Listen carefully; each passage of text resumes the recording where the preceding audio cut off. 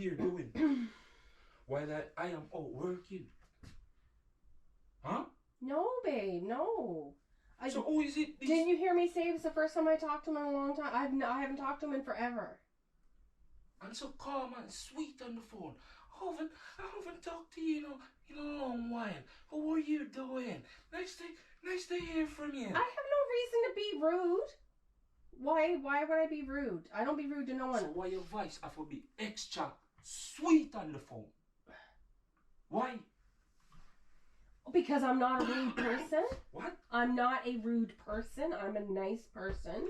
You can be a nice person and come off normal, not extra fabulous.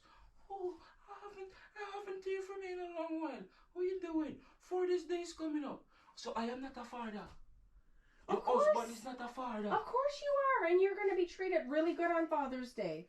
You got no worries about that. I don't want any treat from you if you're going to treat somebody else. May I make sure to tell you from now, because I don't share my woman with nobody. And I'm keep on telling this baby, I don't share. I share food and them something there. But